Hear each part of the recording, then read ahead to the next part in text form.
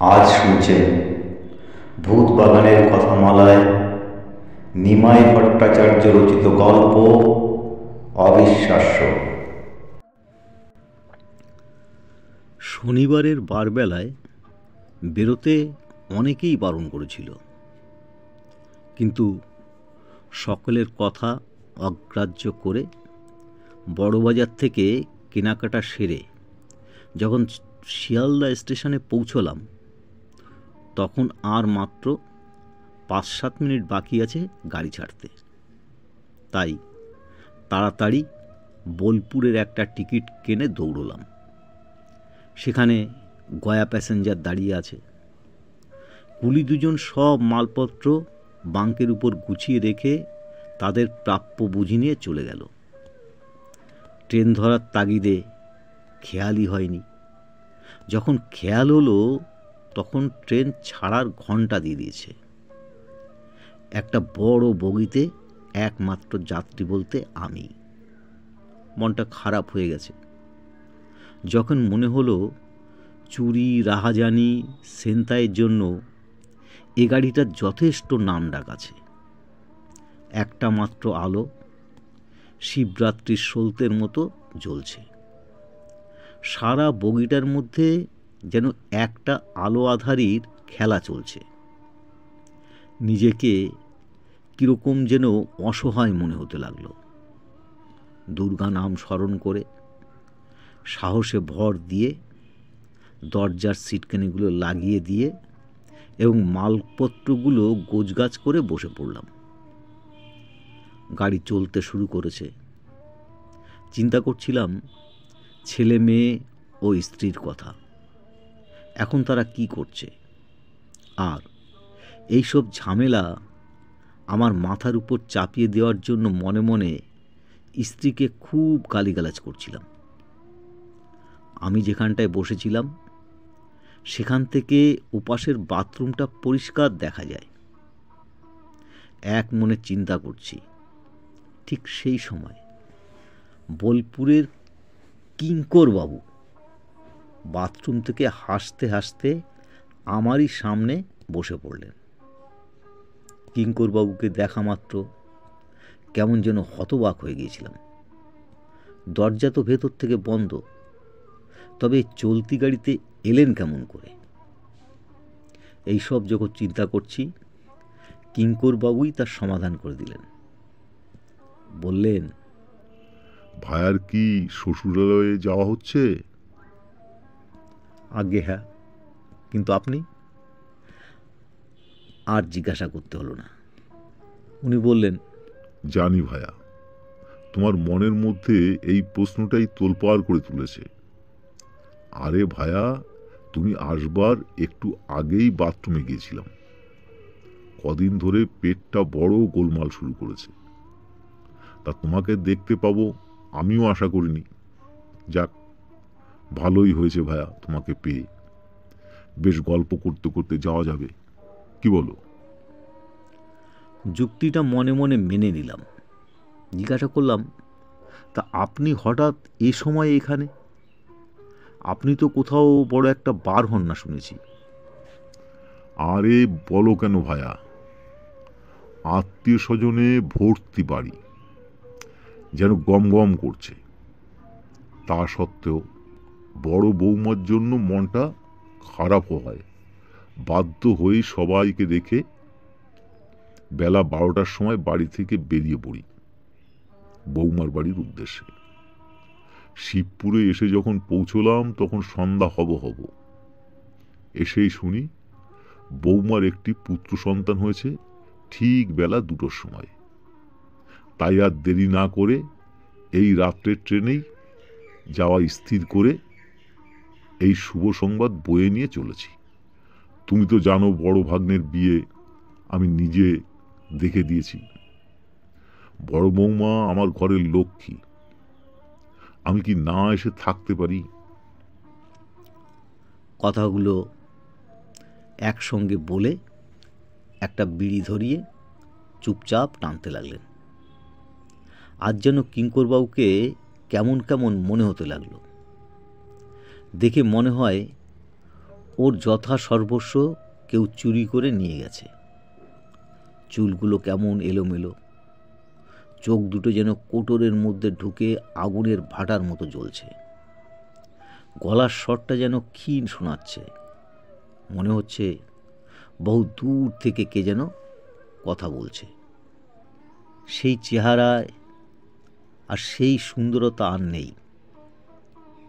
মনে হয় সারা শরীরকে ঝলসে দিয়েছে।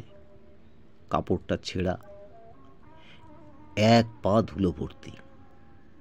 আজকের কিঙ্করবাবু আর সেদিনের কিঙ্করবাবু আকাশ পাতাল তফাৎ।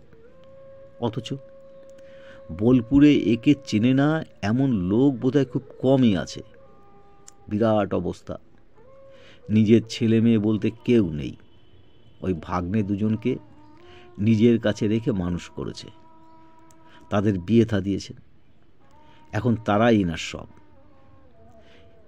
এরাই এনার ব্যবসাপত্র, জমি জমা সব দেখাশোনা করে। শখের মধ্যে যার দুবেলা ইস্ত্রি করা জামা কাপড় না হলে চলে না, সে কিনে এই ছেঁড়া পোশাকে আমারই সামনে এই অবস্থায় ট্রেনে যাচ্ছে। কিন্তু কেন? হঠাৎ কিঙ্করবাবু বললেন, ভায়া তো অনেক রকম বাজার করেছেন দেখছি। তা গীতার বিয়ে তাহলে বেশ ভালোভাবেই হচ্ছে? বললাম, সবই আপনাদের আশীর্বাদ। আমাদের আশীর্বাদ সব সময় আছে ভায়া। তা ছেলেটি বেশ ভালোই, যেমন সুন্দর চেহারা তেমনি সুন্দর মন, সর্বদাই হাসি খুশি। জানো ভায়া, একবার জিজ্ঞেস করেছিলাম, হ্যাঁ রে, বিয়েতে কি পাচ্ছিস? তাতে কি বলল জানো? বলল, কি হবে ওই সামান্য যৌতুক নিয়ে? যাকে নিয়ে সারা জীবন ঘর করতে হবে, তার মধ্যেই সামান্য যৌতুক সব মনে করিয়ে দেবে নিজের অক্ষমতা। তাই তো বলে দিয়েছি, আমার কোনো দাবি নেই।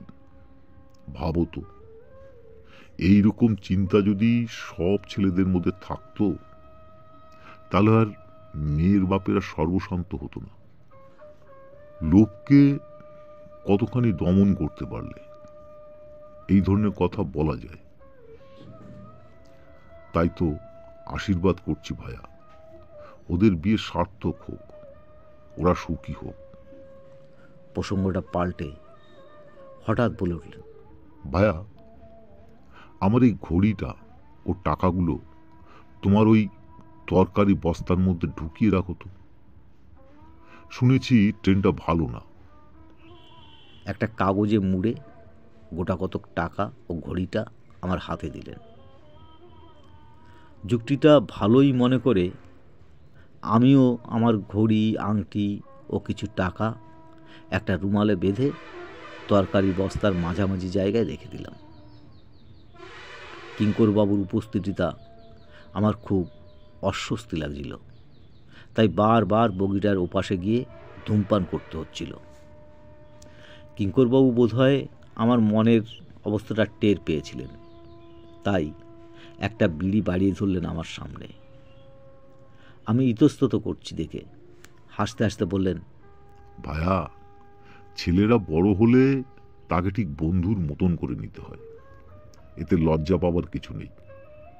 অসংকোচে ধরিয়ে ফেলো। আমিও আর দ্বিরুক্তি না করে বিড়িটা সদ্গতি করলাম। কিঙ্করবাবু চোখ বুজে বিড়ি টেনে চলেছেন দেখে আমিও জানালার বাইরে দূরে, বহু দূরে ঘুমন্ত গ্রামগুলোর দিকে তাকিয়ে হারিয়ে যাই কোনো এক অজানা স্বপ্নপুরীর উদ্দেশ্যে। তাকিয়ে থাকি জ্যোৎস্নায় স্নাত মাঠ, ঘাট, বন, প্রান্তরের দিকে। সম্ভবত আজ পূর্ণিমা। পূর্ণিমার পূর্ণ আলোয় সারা পৃথিবী যেন অবগাহন স্নান করছে, ঠিক যেন একটা স্বপ্ন লোকের ভেতর দিয়ে ছুটে চলেছে আমাদের যন্ত্র দানবটা। দানবটার গর্জনে আকাশ বাতাস কেঁপে উঠল। সেই ভয়ে শিশুরা সব মায়ের বুকে মুখ লুকিয়ে চুপটি করে শুয়ে আছে। গাছগুলো সব ভয়ে পিছন দিকে ছুটে পালাচ্ছে। তারই মধ্যে দিয়ে দানবটা গর্জন করতে করতে ছুটে চলেছে সামনের দিকে। আরও একজন সমান তালে ছুটে চলেছে, তার হাসি মুখ নিয়ে। দেখে মনে হয় দুজনের চলার শেষ নেই। হঠাৎ কল্পলোক থেকে ফিরে এলাম, পাশ দিয়ে চলে যাওয়া পিকট আর এক দানবের গর্জনের আওয়াজে। ঘুরে দেখি কিঙ্করবাবু চোখ দুটো খোলা রেখে মুখটা হাঁ করে ঘুমোচ্ছেন, যেন একটা মরা মানুষকে কেউ বসিয়ে রেখে গেছে। বগির ভেতরে অল্প আলোয় কিঙ্করবাবুর মুখটা দেখে বেশ ভয় ভয় করতে লাগলো। আবার একটা সিগারেট ধরিয়ে বাইরের দিকে তাকিয়ে বসে রইলাম। রাত 11টা হবে। এইবার গাড়ি ব্যান্ডেলে পৌঁছবে। নানান ধরনের চিন্তার মধ্য দিয়ে একসময় খেয়াল হলো গাড়িটা প্ল্যাটফর্মে ঢুকছে। কিঙ্করবাবু সেইভাবে ঘুমিয়ে আছেন। জানলা দিয়ে মুখ বাড়িয়ে একটা চাওয়ালাকে ডেকে দুভার চা নিয়ে কিঙ্করবাবুকে ডেকে তুললাম। চা খেতে খেতে দুজনে গল্প করতে থাকি। এমন সময় কিঙ্করবাবু বললেন, ভায়া, এবার তুমি একটু গড়াগড়ি দিয়ে নাও। আমি তো অনেকক্ষণ ঘুমোলাম। সুযোগ পেয়ে শুয়ে পড়লাম। একটু তন্দ্রার মতো এসেছিল।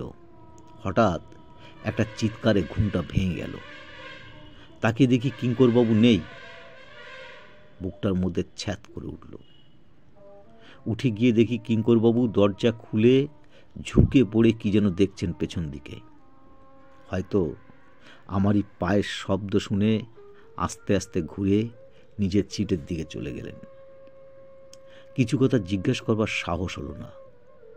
দরজাটা বন্ধ করে দিয়ে আমি আবার জায়গায় এসে বসলাম। এই কিঙ্করবাবুর সঙ্গে আমার বছরখানেক দেখা সাক্ষাৎ নেই।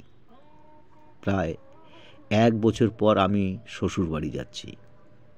তবে আগে যতবার গেছি ওর সঙ্গে দেখা না করে আসিনি। এনার অমায়িক ব্যবহার যেন বারবার হাতছানি দিয়ে ডাকে।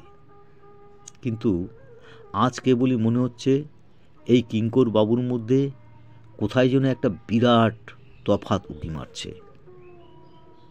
শক্তিগড় বহুক্ষণ পার হয়ে এসেছি। বর্ধমানে আসতে আর বেশি দেরি নেই। তাই আর না ঘুমিয়ে জেগে বসে রইলাম। ওদিকে কিঙ্করবাবু চোখ বন্ধ করে চুপচাপ বসে আছেন। রাত্রি এখন প্রায় 2টো হবে। ঠান্ডাটাও বেশ জাগিয়ে পড়েছে, শীত শীত করছে। এক সময় বর্ধমানে গাড়ি থামতে কিঙ্করবাবু উঠে পড়লেন।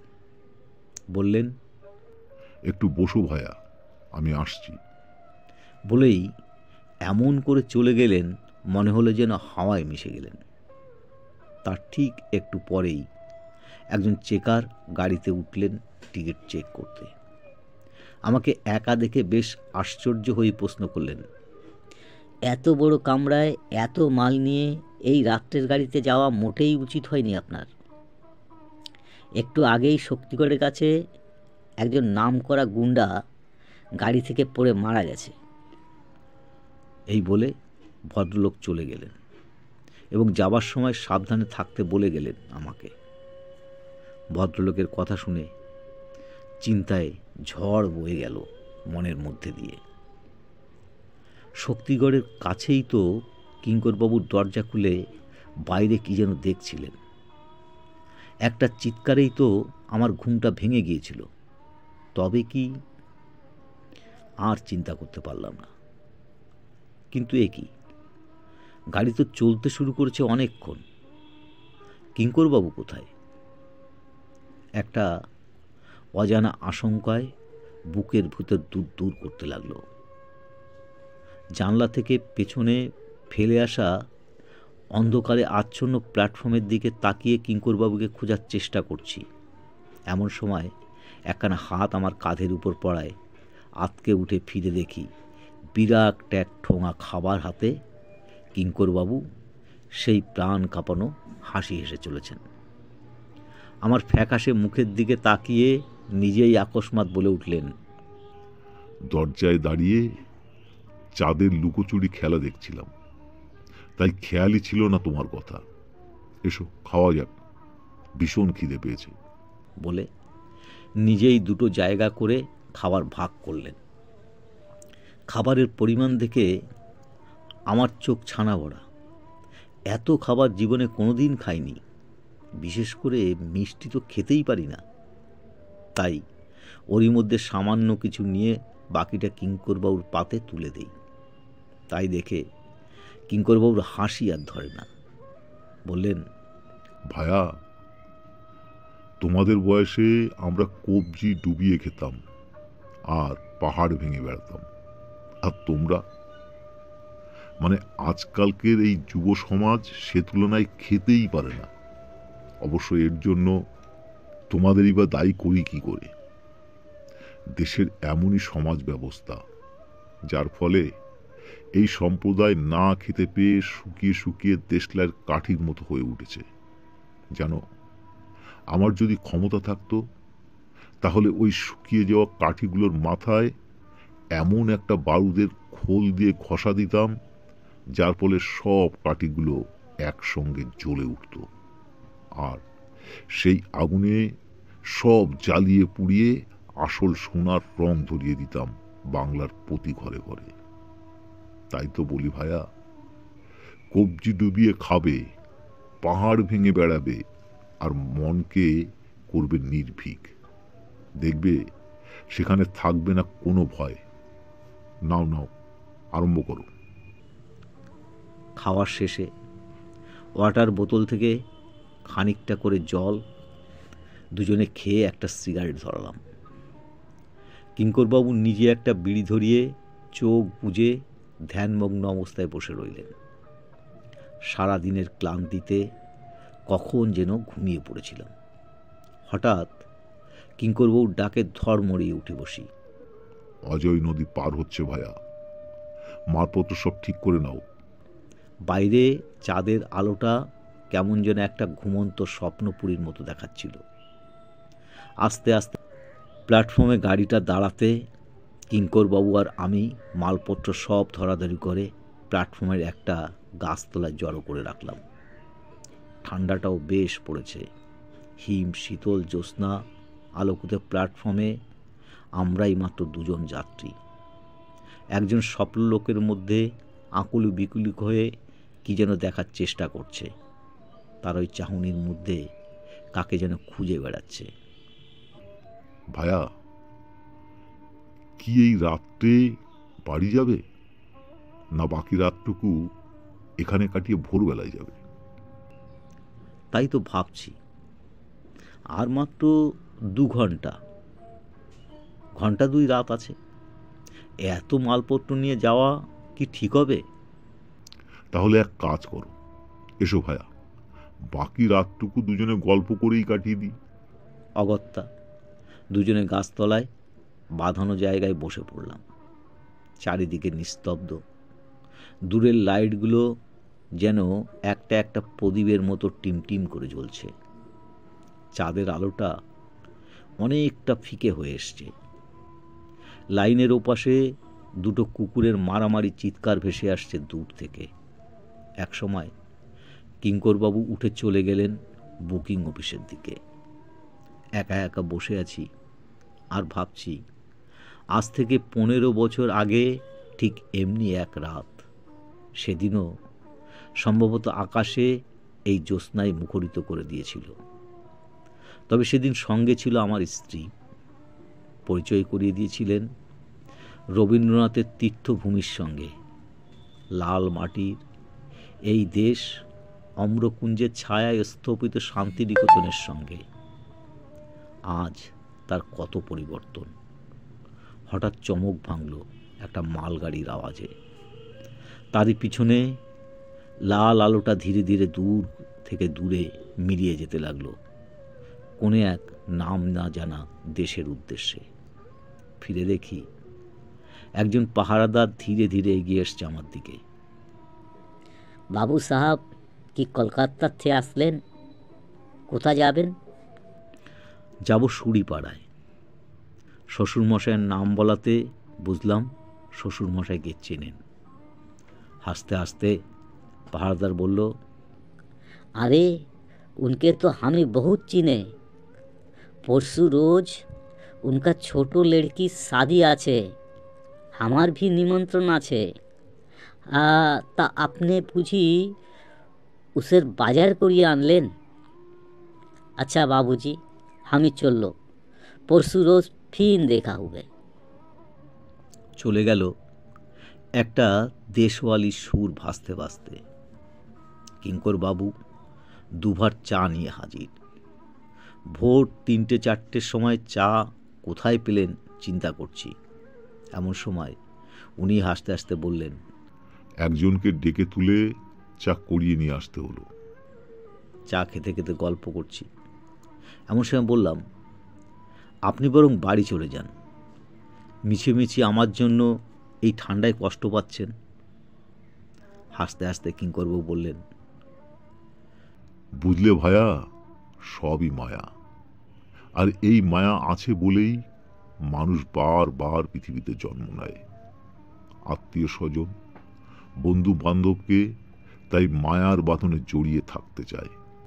অহেতুক উতলা হয়ে না, একসঙ্গেই যাওয়া যাবে। অগত্যা বসে বসে গল্প করতে লাগলাম। এক সময় পূর্ব গগনে একটা ক্ষীণ আলোর রেখা ধীরে ধীরে মিষ্টি আলোর ধারা ছড়িয়ে দিতে লাগলো এই মর্তের পৃথিবীতে। হঠাৎ কিঙ্করবাবু কেমন যেন চঞ্চল হয়ে উঠলেন। দুটো বিড়ি বার করে একটা আমার দিকে বাড়িয়ে দিয়ে বললেন, ভায়া একটু বসো, আমি ওই মাঠটা দিয়ে ঘুরে আসি একবার। বলে উত্তর দিকের মাঠটায় আলো আধারির মধ্যে মিশে গেলেন। আলোর রেখাটা ধীরে ধীরে বড় থেকে বড় হয়ে ভরিয়ে তুলছে আলোর বন্যায়। সেই আলোর পরশে পাখিরা সব গান ধরেছে দিনমণির আগমনের অপেক্ষায়। 2-1জন লোক চলতে শুরু করেছে, কিন্তু কিঙ্করবাবুর আর আসার নাম নেই। যেন হারিয়ে গেছে লোকটা। অনেকক্ষণ বসে আছি, চলে যাব কিনা ভাবছি। এমন সময় আমারই বড় শালা সুরিপাড়া থেকে বেরিয়ে লাইন পার করে দোকান খোলার উদ্দেশ্যে এদিকে আসছে। আমাকে এই অবস্থায় দেখে প্রশ্ন করল, কি ব্যাপার, এখানে বসে রিক্সা পাননি বুঝি? বললাম, আরে না হে, তোমাদের কিঙ্করবাবু আমাকে বসতে বলে সেই যে গেলেন ওই মাঠটার দিকে, এখনো পর্যন্ত তার ফেরার নাম নেই। শালাবাবু কিছুক্ষণ অবাক বিস্ময়ে তাকিয়ে তাড়াতাড়ি একটা রিক্সা ডেকে মালপত্র তুলে সুরিপাড়ার দিকে রওনা হলো আমাকে নিয়ে। পথে যেতে যেতে যতবারই কিঙ্করবাবুর কথা তুলি ততবারই অন্য প্রসঙ্গে চলে যায় শালাবাবু। তবে কি কিঙ্করবাবুদের সঙ্গে এদের কথা বন্ধ নাকি? শুনতে চাইছে না কিঙ্করবাবুর কথা, তাই হয়তো বারবার অন্য প্রসঙ্গে চলে যাচ্ছে। মনে মনে বিরক্তি বোধ হতে লাগলো বড় শালাটির উপর। রিক্সা চৌমাথা হয়ে সোজা উত্তরে উকিলপট্টির দিকে চলতে লাগলো। আর সামান্য পথই বাকি আছে।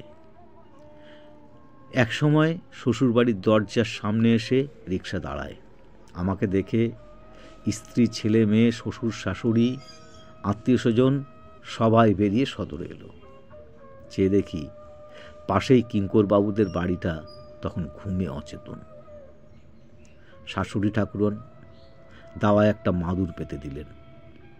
হাত মুখ ধুয়ে এসে বেশ আরাম করে বসলাম।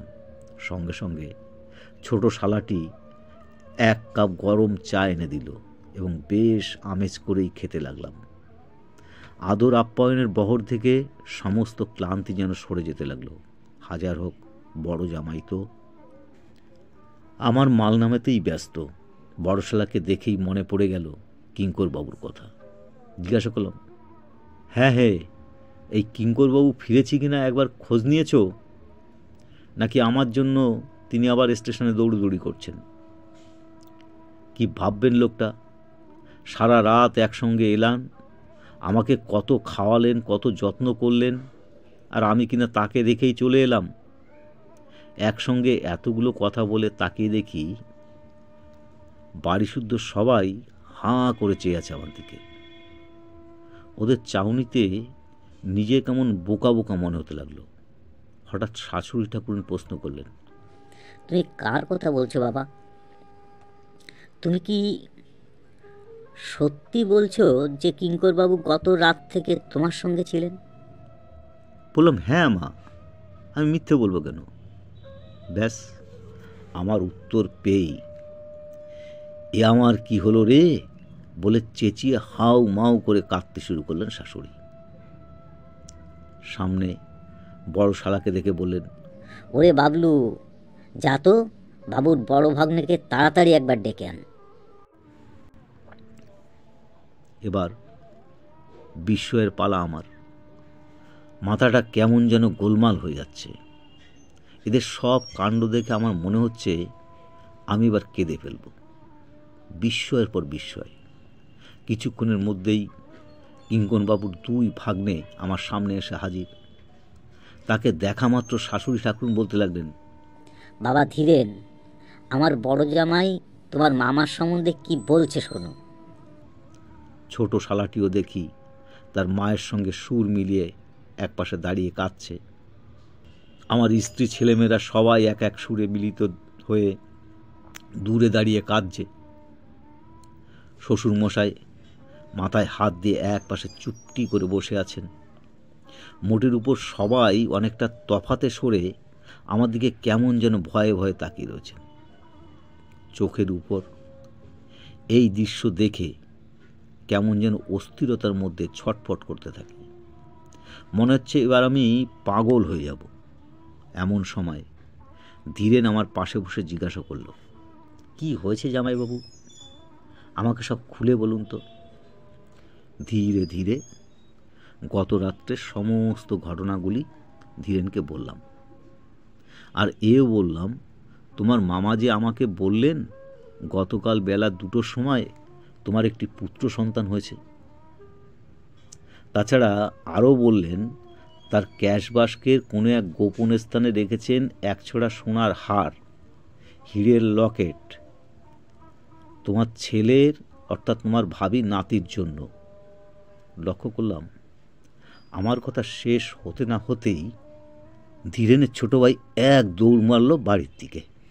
আমি বলে চললাম, তাছাড়া এই দেখো না, আমার তরকারি বস্তার মধ্যে রাখা তোমার মামার ঘড়ি, কিছু টাকা, বলে তাড়াতাড়ি সকলের সামনে তরকারি বস্তা খুলে ঢেলে ফেললাম। সকলেই অবাক হয়ে আমার কার্যকলাপ দেখছিল। তৎক্ষণাৎ তরকারি ভেতর থেকে রুমাল বাঁধা জিনিসটা টেনে নিয়ে খুলে বললাম, এই দেখো। কিন্তু এ কি করে সম্ভব? আমার জিনিস ছাড়া আর কিছু নেই দেখে মাথাটা ঘুরে গেল। অথচ আমি নিজের হাতে যা বেঁধে রেখেছি, তাহলে আমার অবস্থা দেখে সকলে মুখ চাওয়াচাই করতে লাগলো। শাশুড়ি ঠাকুর তো আবার গলা ছেড়ে ভৈরবীর আগে সুর ধরেছেন, অন্যরাও ধরবো করছে। তখন আমার ত্রিশঙ্কুর মতো মনের অবস্থা। ধীরেন অসহায়ভাবে সকলকে বোঝাবার চেষ্টা করছেন। ঠিক এমন সময় ধীরেনের ছোট ভাই বাইরে থেকে পরিস্থিতিতে এসে ঢুকল। হাতে তার একছড়া সোনার হার, হীরের লকেট সমেত। হাঁপাতে হাঁপাতে বলতে থাকে, দাদা, এইমাত্র শিবপুর থেকে ট্রাঙ্কল এসেছিল। গতকাল দুপুর 2টোর সময় তোমার একটি পুত্র সন্তান হয়েছে। এই বলে ধীরেনের ভাই চুপ করে। দেখি ধীরেন অবাক নেত্রে তাকিয়ে আছে আমার দিকে। আমি তখন কিং কর্তব্য বিমূঢ় হয়ে সকলের মুখের দিকে বোকার মতো তাকিয়ে আছি আর ভাবছি, এ কোথায় এলাম রে বাবা? আমি পাগল না এরা পাগল? আসলে ব্যাপারটা যে কি বুঝতে না পেরে কাঁদবো না হাসবো কিছুই ঠিক করতে পারছি না। এই সময় ধীরেনই সমস্যার সমাধান করে দেয়। বলে, জামাইবাবু, আপনি আমার যে অবস্থায় দেখেছেন, এটা মামার শেষ কাজ আমি করেছি বলে। মামা গতকাল দুপুর 2টোয় দেহ রেখেছেন। ধীরেনের কথা শুনে সারা শরীরের মধ্যে রক্তের স্রোত যেন 1000 গুণ বেড়ে গেল। নিজের কানকেও বিশ্বাস করতে পারছিলাম না।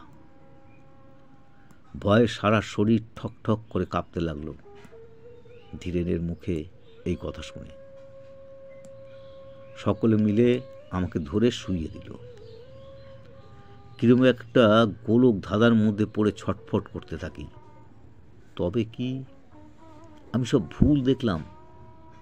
কিন্তু তা কি করে সম্ভব? ওই লকেট দেওয়া হার, ট্রাঙ্কলের বার্তা, সে তো আর মিথ্যে নয়।